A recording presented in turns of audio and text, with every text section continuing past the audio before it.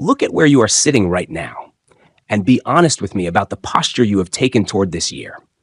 You have been looking back over your shoulder at 6 months that are already gone, and you have been making a quiet little bargain with life next month when things settle down, next quarter when I feel ready. There is still time, but not much. So, I will wait until the conditions are right. I want to tell you something, and I want you to receive it before you put up your defenses. There is no schedule that you are behind on. The schedule does not exist. It was invented and sold to you.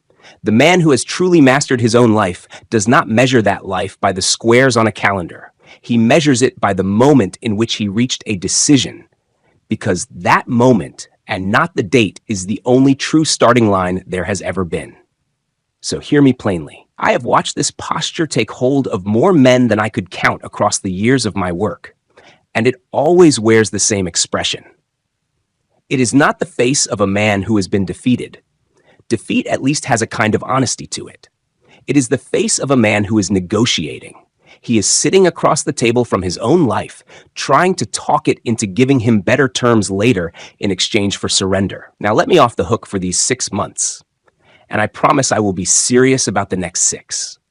And life, which is the most patient and the most merciless of all creditors, simply folds its hands and waits because it has heard that particular promise from 10,000 men before him, and it knows how few of them ever pay.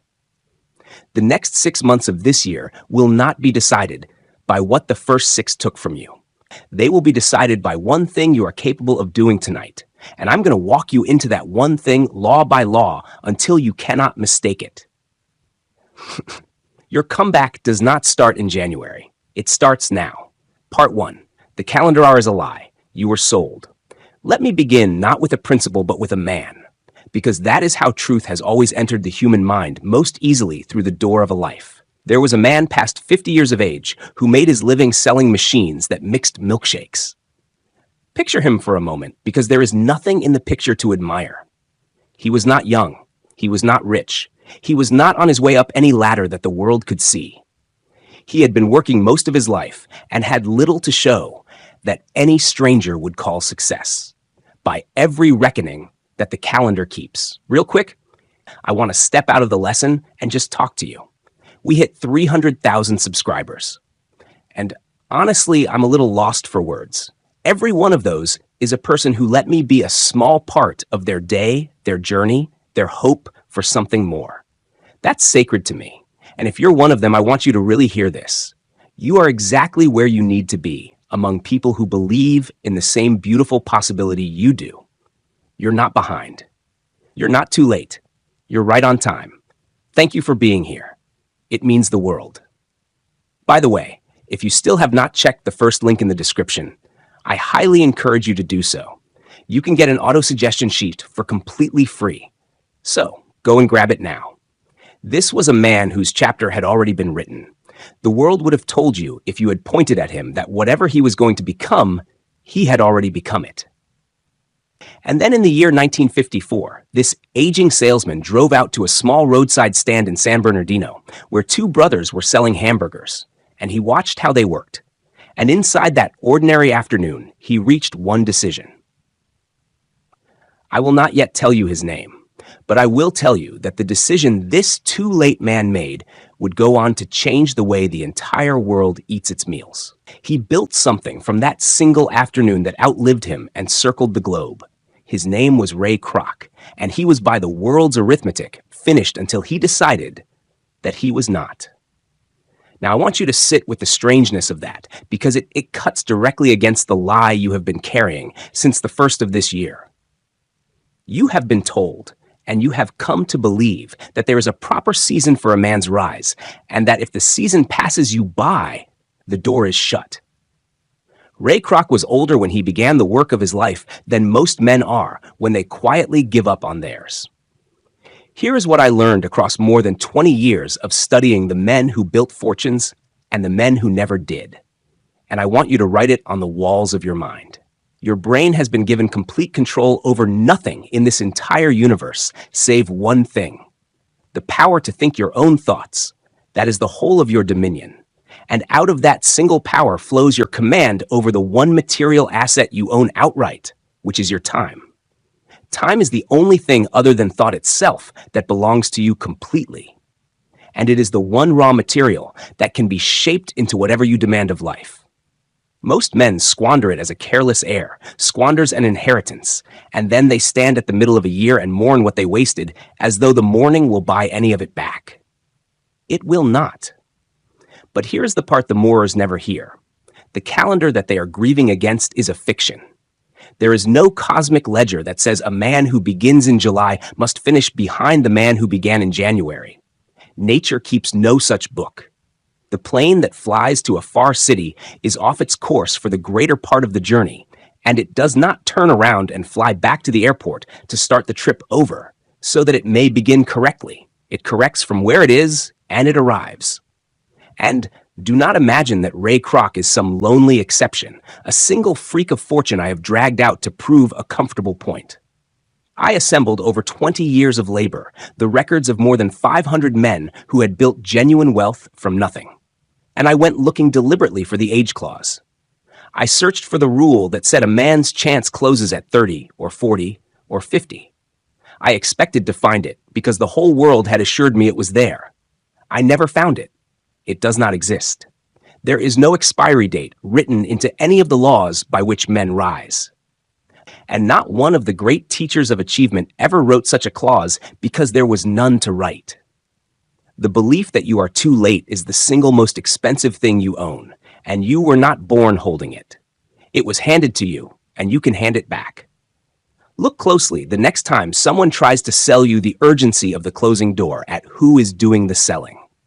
It is nearly always a man who profits from your panic. The young fellow posing before a borrowed automobile telling you that the clock is running out so that you will hurry to buy whatever he is offering. The ticking clock is the whole of his sales pitch. But the men who actually built the fortunes I studied never wore that watch. They were not in a hurry against the calendar because they understood that the calendar was never their opponent. Their only opponent was the drift. And that is the very thing we must take up next. You are not behind. You cannot be behind because the line you imagine yourself behind was drawn in chalk by people who wanted to sell you the anxiety of being late. The first half of this year did not decide your year. It only set the stage. The man who understands this stops grieving the calendar and starts using the only thing the calendar can never touch, the power to decide right now what the rest of his time will be shaped into. So we will begin there, not with regret, with the asset still in your hands. Part 2. The drift is the real thief, not the late start. Now I must name your true enemy, because you have been blaming the wrong one.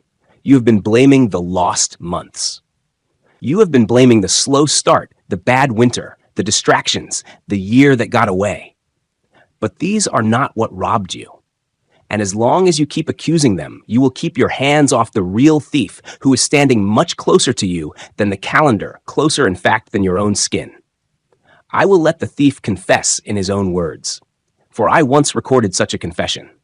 The adversary of every man's success was made to admit how he takes control of a human life.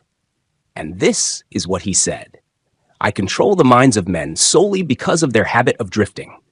I cause people to allow me to do their thinking for them because they are too lazy and too indifferent to think for themselves.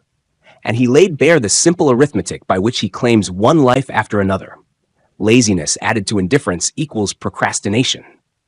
And procrastination settled into as a way of living equals drifting. That is the whole equation.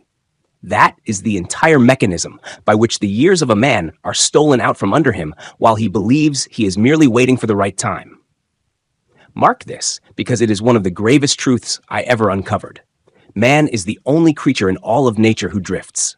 Every other living thing moves in response to definite laws. The bird, the bee, the tree, the river, they cannot drift. The laws of their being forbid it. Man alone has been given the dreadful freedom to neglect his own mind, to let the current carry him, to put off the reaching of a decision until the putting off becomes the only thing he is good at. The adversary does not need to break into a guarded house.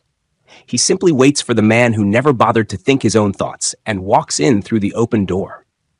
So consider with brutal honesty which of the drifting men you have been these 6 months. Perhaps you are the drifter outright, moving wherever the day's mood takes you, owning no aim. Perhaps you are the overthinker who has confused the endless turning over of a decision with the making of it, and who calls his paralysis being careful. Perhaps you are the one who has been waiting all year for the time to be right. And I tell you now, as I have told 10,000 others, the time will never be just right. It was never going to be. Wait until conditions are perfect is the most respectable disguise that drifting ever wore. And here is the arithmetic that should sting you awake, because it is the precise opposite of the lie you have been telling yourself. You believe that the man who started in January is ahead of you because he had 6 more months. But 10 years of drifting, perfectly on schedule, every box checked, loses to 1 year of definite tests begun late.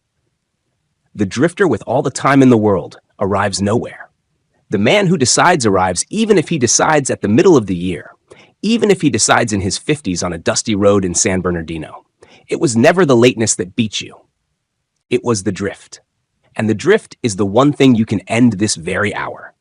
Because unlike the calendar, the drift lives entirely inside your own mind, which is the one territory you were given to command. Let me show you how quietly the drift does its work, because it never announces itself. It does not come to you and say, "I am here to steal your life."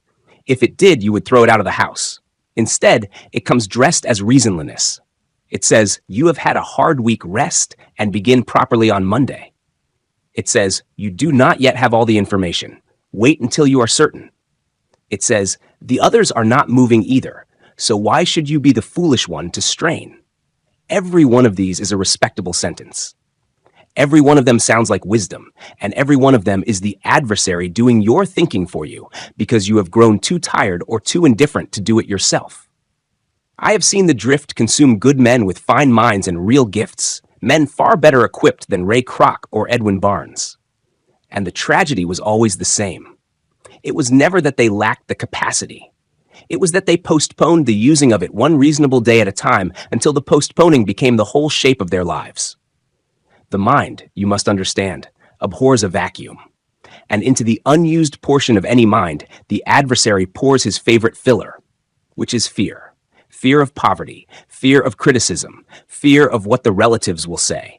These fears do not feel like an intrusion when they arrive because they speak to you in the first person in your own inner voice, and you mistake them for your own thoughts. They are not your thoughts. Now, if you're ready to stop learning and start seeing evidence, I built something for you. It's called the 14-Day Money Magnet Protocol. 14 days, one simple ritual a day, and the goal is concrete. Attract your first $100 out of nowhere. And here's my promise. If it doesn't happen, you get your money back. Because $100 isn't the point, it's the proof. It's the proof the law is working for you. Start it at these life.com/moneymagnet. Second link in the description. They are the tenants who moved into the rooms you left empty, and they will not pay rent, they will only take. This is why a man cannot merely resolve to stop drifting. A vacancy cannot be cured by ordering it to be less vacant.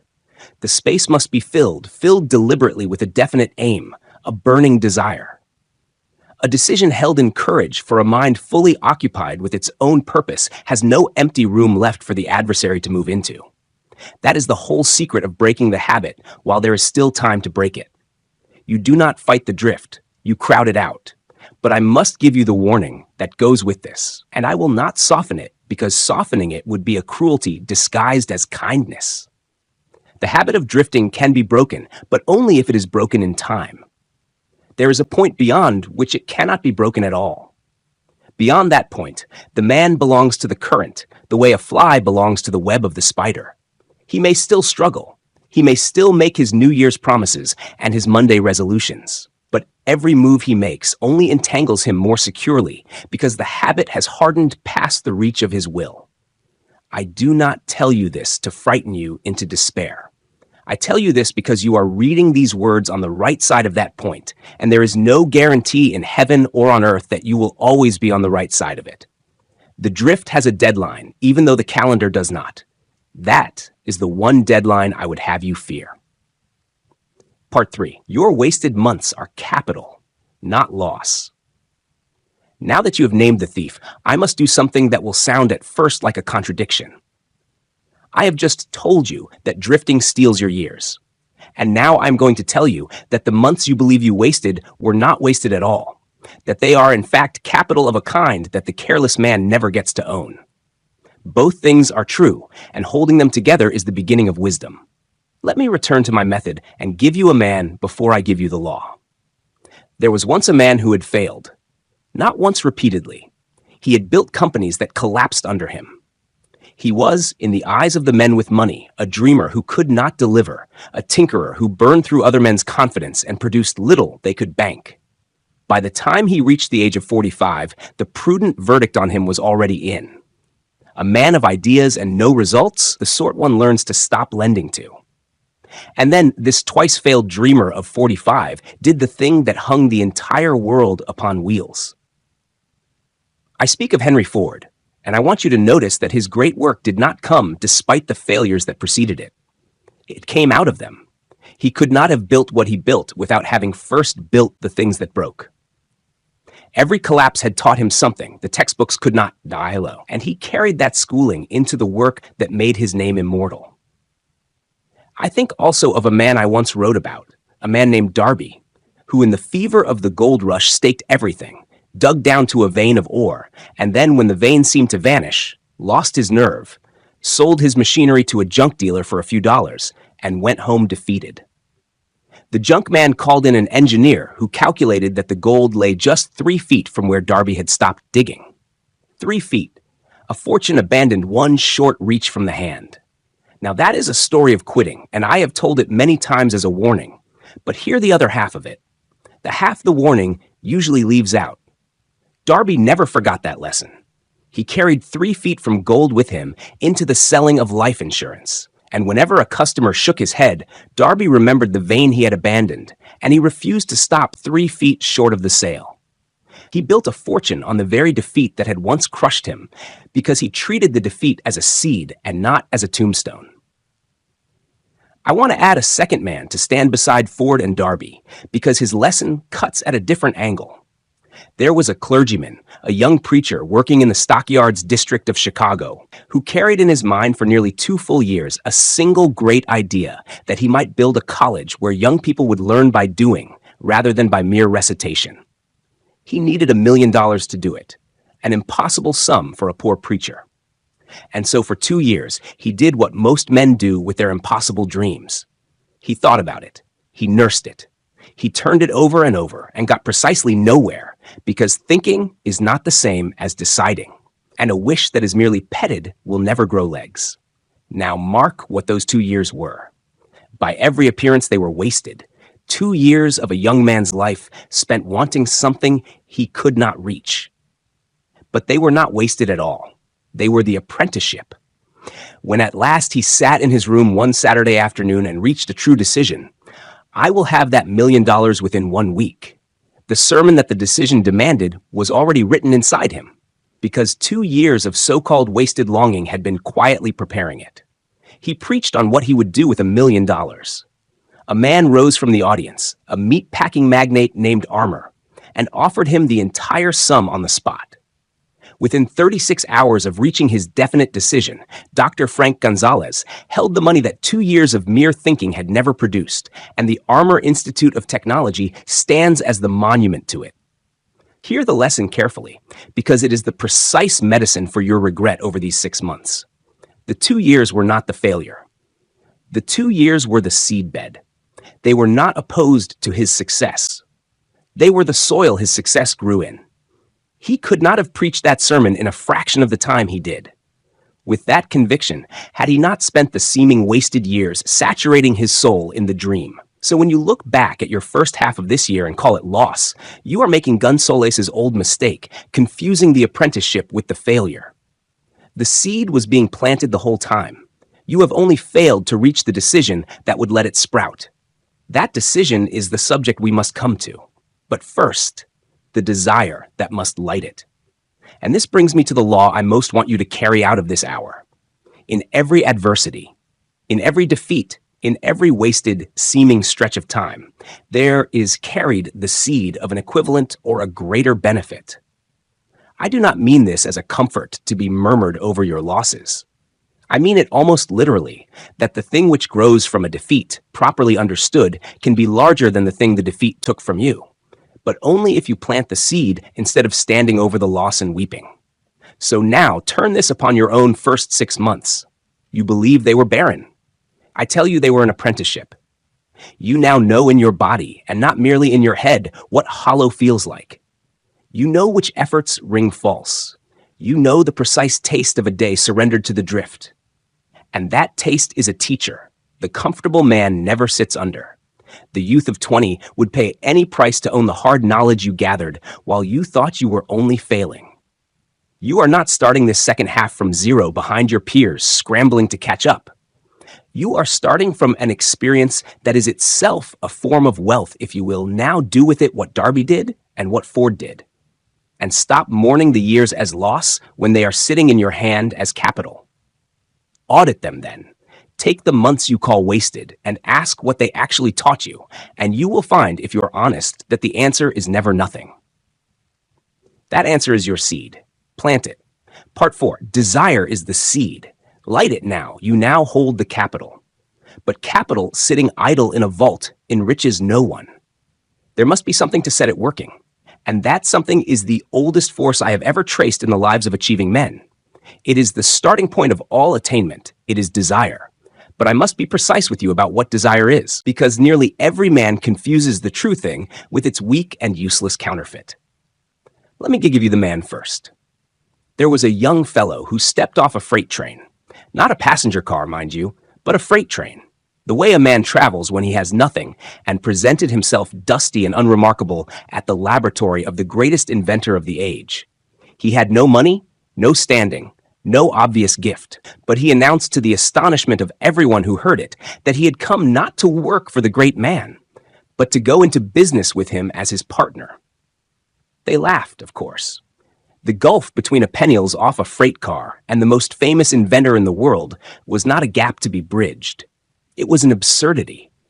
And yet this young man took a humble job sweeping the floors of that laboratory, and he held to his single fixed aim, fed it daily, refused every smaller substitute, until the day came years later when he stood as the partner and distributing agent he had declared himself to be from the start. His name was Edwin C. Barnes. And what carried him across that impossible gulf was not talent and not luck. It was a desire so definite, so total, that it had burned away every other possibility. This is what separates desire from wishing, and I beg you to feel the difference in your own chest. A wish leaves the back door standing open. A wish says, I would like this if it comes easily, and if it does not, I will be disappointed, but I will survive. A burning desire bolts every door but one. It is what a general does when he lands his army on hostile shores and then burns his own ships in the harbor so that his men understand there will be no retreat, victory, or death, and no third option to drift toward. That is the temperature at which desire becomes a creative force instead of a daydream. And here is the thing the world will never tell you. Because the world worships youth. Your desire can burn hotter now at the middle of your life or the middle of this year than it ever could have in your green years.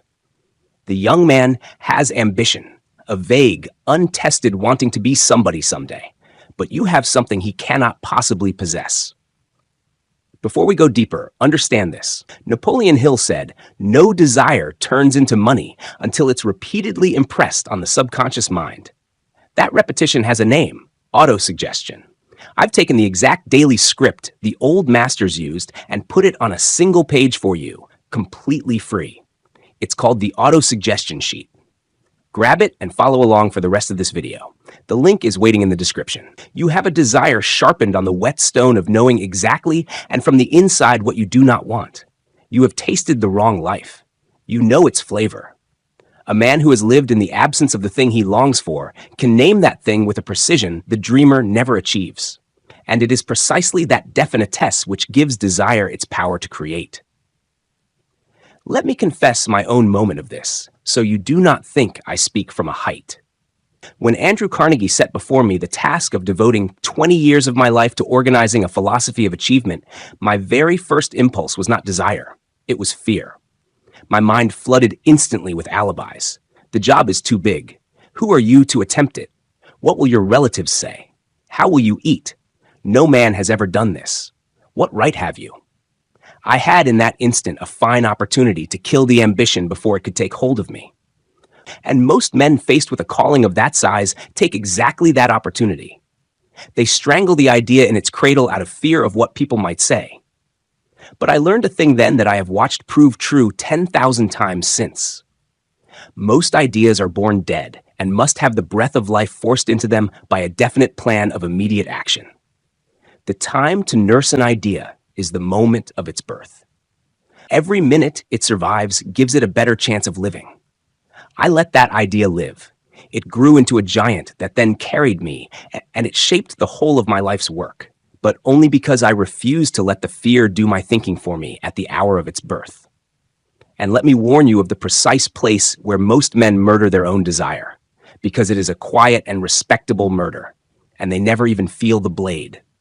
It happens at the moment the burning aim first meets the opinions of other people. You light the flame. You decide you will build the thing, write the thing to become the thing, and in the first flush of it, you make the fatal error of carrying the tender new idea out into the open and showing it to the crowd. And the crowd does what the crowd has always done. It does not strike the idea with a hammer that you could withstand. It smothers it with kindness. Don't aim so high, people will think you're foolish. Be realistic. Who do you think you are? And the new flame, not yet strong enough to defend itself, goes out not from an enemy's blow, but from a friend's caution. I told you that men with negative minds once assured Thomas Edison he could never build a machine to record and reproduce the human voice for the unanswerable reason that no man had ever done it before. Edison did not believe them, and that single refusal to let other men do his thinking for him is most of the distance between Edison and the common run of humanity. The same negative voices told a merchant named Woolworth that he would go broke trying to run a store selling goods at 5 and 10 cents apiece. He did not believe them either. He shut their opinions out of his mind, backed his own plan with faith, and built from that ridiculed idea a fortune of more than $100 million. And a tower in New York to stand as its monument. So when your desire is lit, guard it as you would guard a newborn from a cold wind. Keep your own counsel. Do not submit your sacred aim to a committee of the timid who will vote it down out of love. The time to share a desire is after it has grown strong enough to carry you not in the trembling hour of its birth. Light it in private, feed it in private, and let the world meet it only when it has become too large to be talked out of. So I ask you now, at the middle of this year, what is the one definite thing you desire from the second half of it? Not a list, not a vague improvement, not to do better, one burning, nameable aim lit by everything the wasted months taught you to want. Find it, light it, because a desire that hot makes the drifting we spoke of simply impossible. There is no room left in the mind for indifference once a true flame has taken hold of it. Part 5. The decision that collapses time. You have the cyst's asset. You have named the thief. You have reclaimed your capital, and you have lit the flame of desire. Now comes the hinge upon which the entire second half of your year will swing, and it is the one act that nearly every failing man cannot perform. It is decision. I do not ask you to take this on my word. So let me give you the figures, because I gathered them at great cost. I analyzed the lives of more than 25,000 men and women who had met with failure, looking for the causes that ran beneath all the surface excuses. And I found 30 of them. And near the very head of that list, not buried at the bottom, but near the top stood the lack of a well-defined power of decision. Procrastination, its twin brother, stood close beside it. For where you find the one, you will almost always find the other. These two together have tied more men to the treadmill of failure than poverty, than bad luck, than missing talent, than all the conditions men love to blame. Then I turned and studied the other end of the ledger, the several hundred men and women who had accumulated fortunes well beyond $1 million. And I found one habit they shared without a single exception. Every one of them reached his decisions promptly and changed them slowly, if he changed them at all. And the men who failed to accumulate money, again without exception, did the precise reverse. They reached their decisions slowly, if they reached them at all, and then changed them quickly and often, blown about by every opinion that drifted past. Consider Henry Ford once more, the man we have already met. His most pronounced quality was exactly this. He reached a decision quickly and definitely, and he held it against the whole world. When every advisor he had, and a good many of his customers besides, were begging him to abandon his Model T, he held his ground until his firmness had yielded a fortune. They called him obstinate for it. And I tell you that an obstinacy of that kind is 1,000 times to be preferred over the agreeable, easily swayed softness of the man who decides nothing firmly and reverses everything daily. Now hear what decision costs, so you do not approach it cheaply. Definiteness of decision always requires courage, and sometimes very great courage. There were 56 men who put their names to the Declaration of Independence, and in doing so, they staked their actual lives upon a single decision, knowing that the signature could become the warrant for their execution. That was the spirit of the decision that won a nation its freedom, a decision so absolute that it admitted no thought of failure. And that spirit lived in the heart of every soldier who fought beneath it. You, when you decide what the rest of this year shall be, are not asked to stake your life. You are asked only to stake your economic freedom, your comfort, your standing in the eyes of those who expected you to stay small. A far smaller price, and yet how few will pay it. And here is the chief reason men do not pay it. They permit the cheapest commodity on earth to do their deciding for them, the opinions of others. Everyone alive has a flock of opinions ready to be pressed upon anyone who will stand still long enough to receive them. The newspapers will think for you. The gossiping neighbor will think for you. The well-meaning relative who tells you not to aim so high because people will talk will think for you and will quietly wreck your one life in the doing of it. If you are governed by the opinions of others when you reach your decisions, you will have no desire that is truly your own, and you will succeed at nothing. Keep your own counsel. You were given a brain and a mind of your own. Use it and reach your own decisions. I want you to notice something about Gonzales that I held back when I first told you his story, because it belongs here in the chapter on decision more than anywhere else. For 2 years, that man wanted his $1 million and did nothing but want it. And then, in his own words, the moment he reached a definite decision to get the money within a specified time, within 1 week, a strange feeling of assurance swept over him, such as he had never known. And something inside him seemed to say, "Why didn't you reach that decision long ago?" The money was waiting for you all the time. I want that sentence to lodge in you like a splinter, because it is the most important thing in the whole account. The money was waiting for you all the time. It was not the passing of 2 more years that finally produced the result. It was not better conditions or more preparation or a luckier season. It was the decision, and the decision could have been reached on the first day as easily as the last. The 2 years of waiting added nothing that the decision did not supply in an instant. He had been standing the whole time beside a door he had simply never decided to open. Hear what this means for you, sitting at the middle of your year. You have been telling yourself that you need more time, that the runway is too short now, that had you only started in January, it would be different. But Gonzales's testimony and the testimony of every one of the fortune builders I studied says the opposite with one voice. What you have been waiting for was never more time. It was the decision, and that has been available to you on every single day of these 6 months, exactly as it is available to you tonight. The thing you want may well have been waiting beside you all the while, behind a door you have walked past 100 times without deciding to open. The decision does not require the calendar's permission.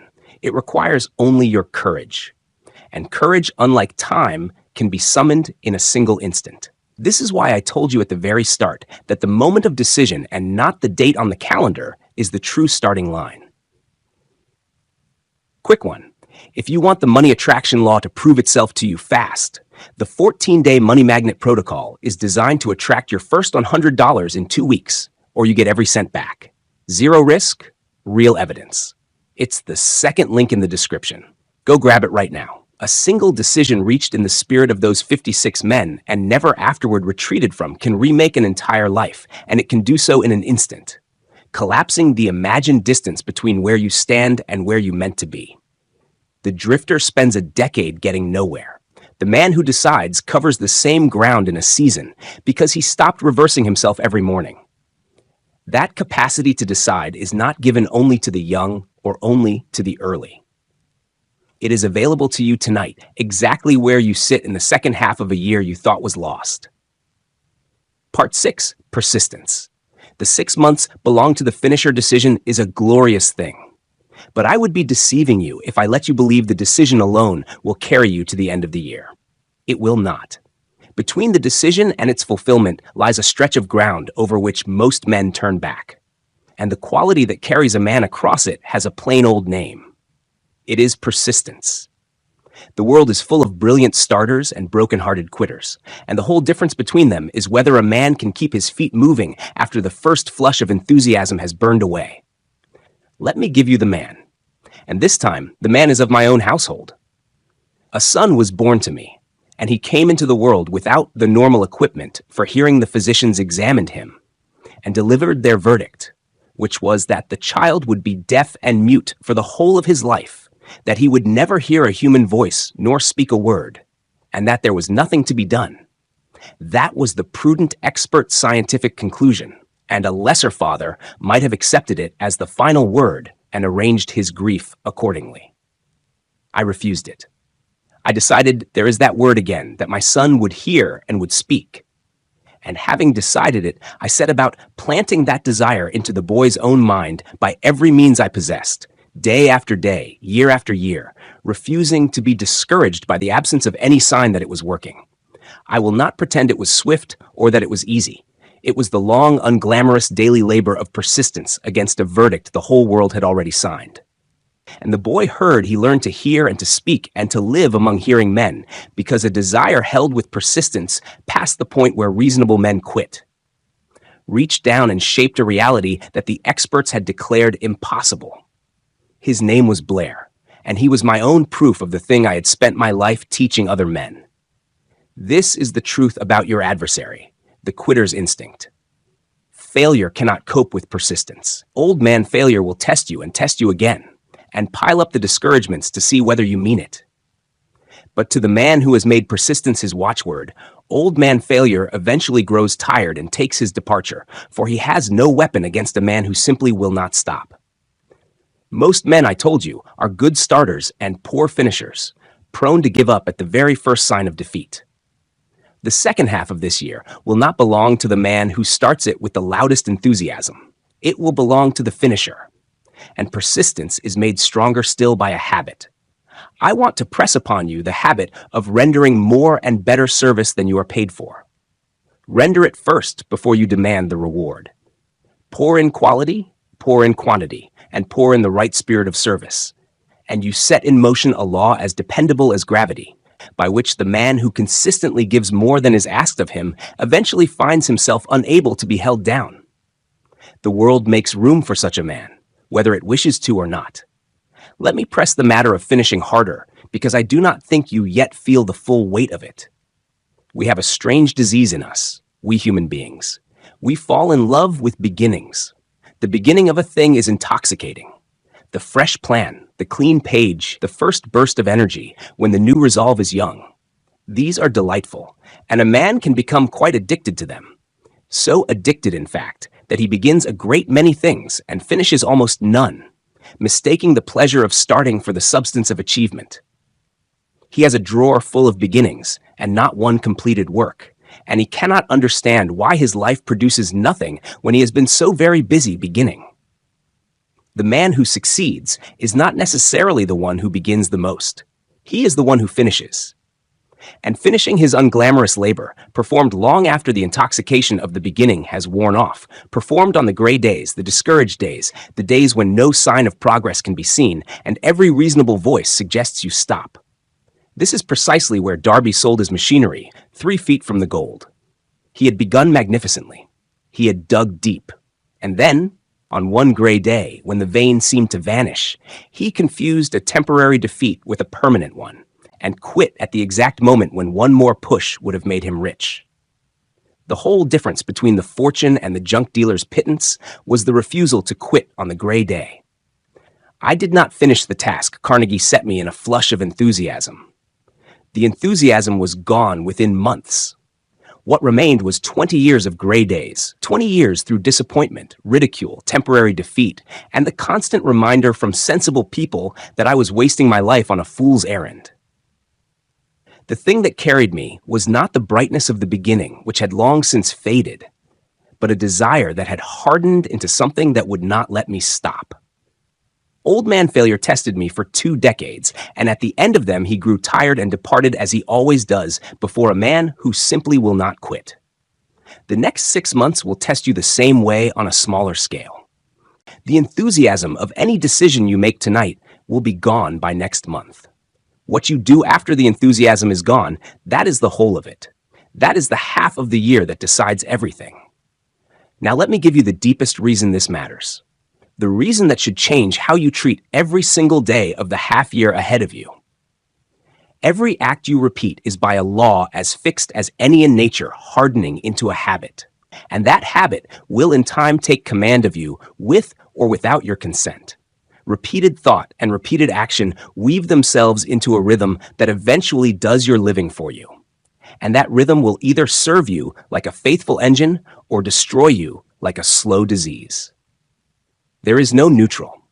Every day of these next 6 months, you are not merely passing time. You are laying down the grooves of a habit that will own you on the far side of the year.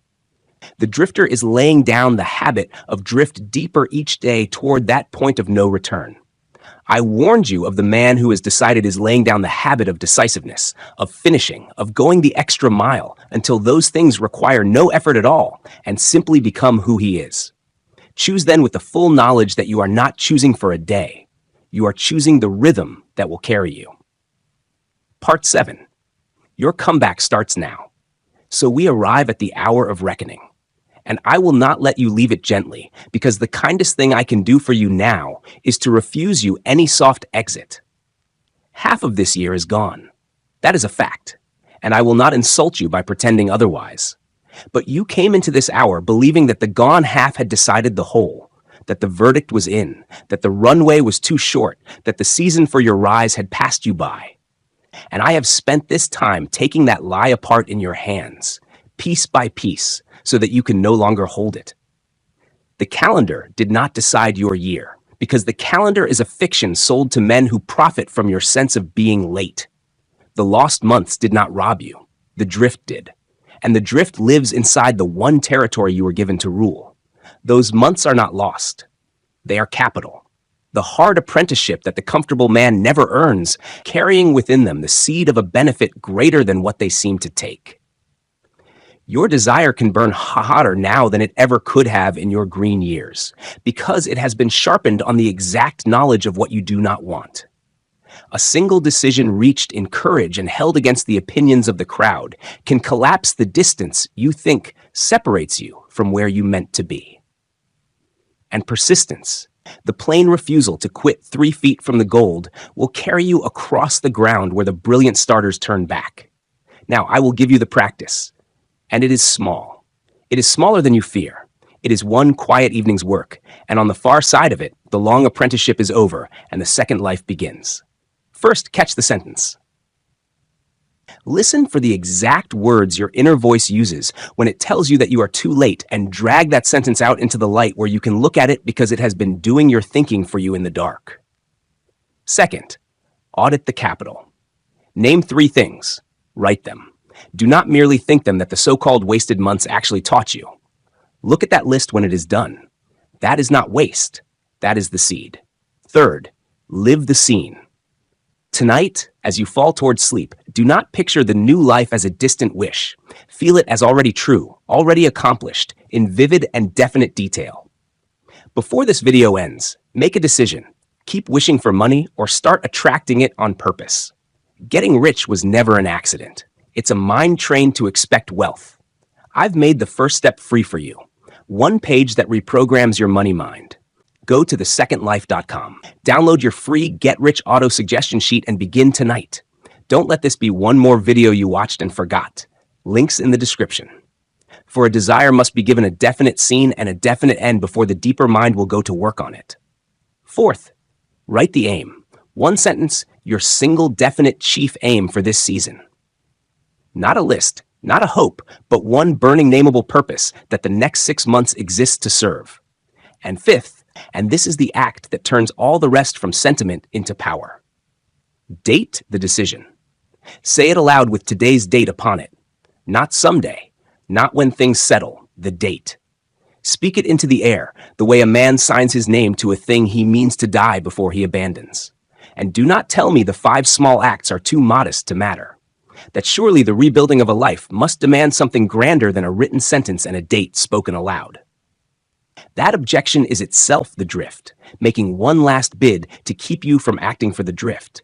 Would always rather you waited for a grand gesture than performed a small one tonight. But look again at every man we have walked past in this hour.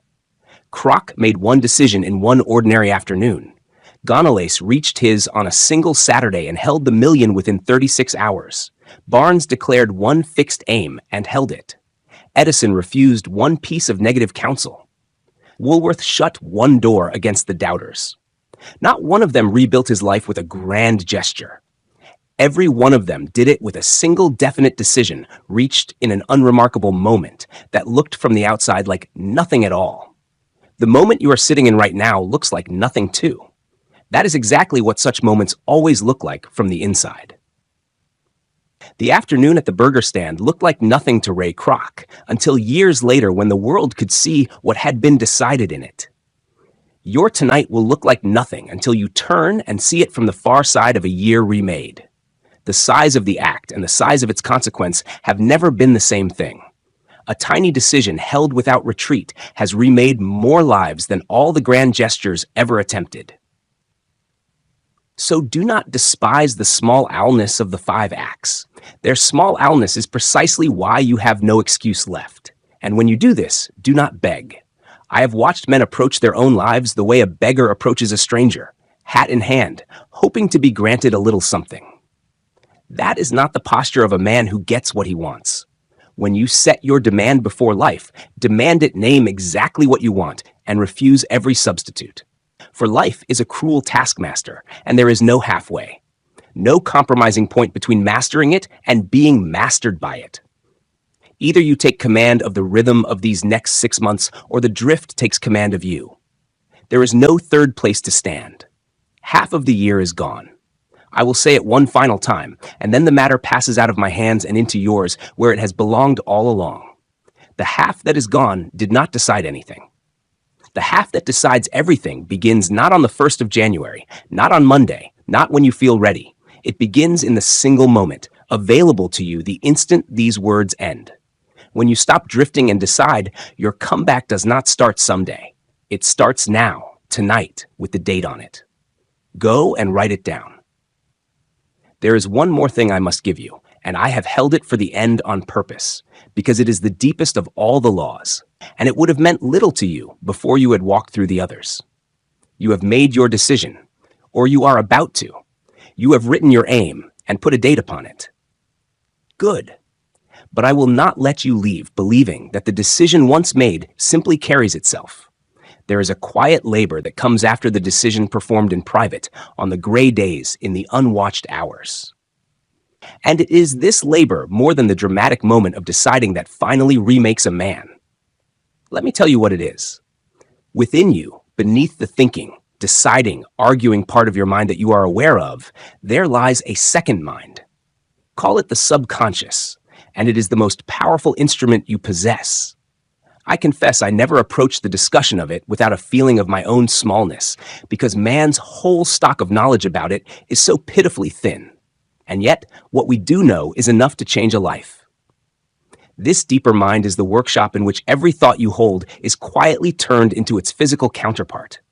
And here is the fact that should make you tremble and rejoice at once. That workshop never sleeps, never rests, and never stops. And it makes no distinction whatever between the thoughts you feed it on purpose and the thoughts you let drift in by accident. Understand what that means for the half year ahead. Your deeper mind will not sit idle waiting for instruction. It will go to work on whatever dominates your thinking, whether you chose that dominant thought or merely permitted it. If you fill your hours with the conviction that you are too late, that the year is lost, that men like you do not rise, then that is the order you have placed. And your deeper mind. The faithful and indifferent servant will set about arranging your life to match. It will translate a thought soaked in fear into reality exactly as readily as it would translate a thought soaked in faith. This is the real reason so many men I studied seemed almost cursed with misfortune. They were not cursed at all. They were the unwitting authors of their own ruin, having handed their deepest mind nothing but pictures of poverty and defeat, and then marveling when poverty and defeat arrived. So the quiet work is simply this: to take deliberate command of what dominates your mind, instead of leaving the choosing to chance and to the adversary. And the tool by which you do it is the oldest and simplest tool there is: repetition. Any idea, any plan, any purpose may be planted in that deeper mind through the repetition of thought. This is why I have always instructed men to write out their definite aim, to commit it to memory, and to repeat it aloud day after day until the very vibration of the spoken words has worn a channel down into the deeper mind. You are not chanting a magic spell. You are placing an order again and again with the only faculty in you that can fill it until it accepts the order as settled fact and begins by practical means you could never have planned to arrange the world around its fulfillment. But I must warn you of the single mistake that causes most men to try this and abandon it, declaring it does not work. They repeat the words coldly, mechanically, the way a bored child recites a lesson, and nothing happens. And they conclude the whole thing is foolishness. Hear me, plain, unfeeling words do not reach the deeper mind at all. You could repeat a fine phrase 1,000,000 times with a cold heart and produce nothing. The deeper mind responds only to thought that has been heated, thought mixed with feeling, with emotion, and above all with the strongest and most productive of all the emotions, which is faith. The words are merely the vessel. Faith is the fire that must fill them. A sentence spoken with genuine belief, as though the thing were already accomplished, reaches down and takes hold where 10,000 cold repetitions never could. And now I must say a hard word about faith, because the religionists of every age have commanded men to have faith, and almost none of them have told men how. They left it a mystery, as though faith were a gift dropped from heaven onto a fortunate few and withheld from the rest. That is not so. And the not knowing of it has wrecked countless lives. Faith is a state of mind, and a state of mind can be induced deliberately by your own hand through this very principle of repeated emotionalized suggestion. Consider how a man becomes a criminal. He first meets crime and abhors it. If he remains near it, he grows used to it. And if he remains near it long enough, he embraces it and is ruled by it. The mind takes on in the end the nature of whatever is allowed to dominate it. If that dreadful law can manufacture a criminal out of a decent man through repeated exposure, then the same law turned to good can manufacture faith out of a doubting man through repeated and deliberate exposure to belief. You develop faith by voluntarily and persistently suggesting faith to yourself until your mind takes on its nature. There is no other known method. And there is no excuse, therefore, for the man who says he simply has no faith. He has merely never said about building it. Let me give you the precise instrument I have handed to thousands. The words I would have you carry out of this hour and speak aloud once each day in the privacy where your tender desire is safe. It is a confession of self-confidence, and it runs in substance like this. I know that I have the ability to achieve the object of my definite purpose in life. Therefore, I demand of myself persistent, continuous action toward its attainment.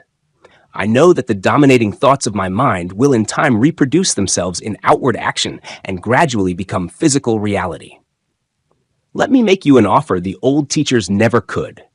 For the price of lunch, I'll walk you through 14 days of the exact autosuggestion ritual, a daily money decree, the identity work, all of it, to pull your first unexpected $100 into your life.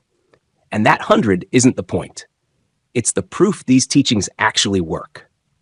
If nothing shows up, you pay nothing. That's the 14-day money magnet protocol. Test this law on your own life. Go to the second link in the description. Therefore, I will concentrate my thought each day upon the man I intend to become until I see him clearly. Faith. I know that any desire I persistently hold will seek its own expression through practical means. Therefore, I will daily demand of myself the development of self-confidence. I have written down my definite chief aim, and I will never cease striving until I have built the self-confidence to attain it. And I know that no success built upon injustice can endure. Therefore, I will engage in nothing that does not benefit all whom it touches, and I will draw other men to my aid because I am willing to aid them. Sign such a statement with your own name. Commit it to memory. Speak it aloud once a day with full faith that it will work its way into your thoughts and your actions until you have become, in fact, the self-reliant man it describes. Behind that formula lies a law of nature that no scientist has ever fully explained. They have given it a name and let it go at that. But the name matters nothing. What matters is that it works for glory or for ruin, depending entirely on how it is used. The same law that lifts the believing man destroys the fearful one.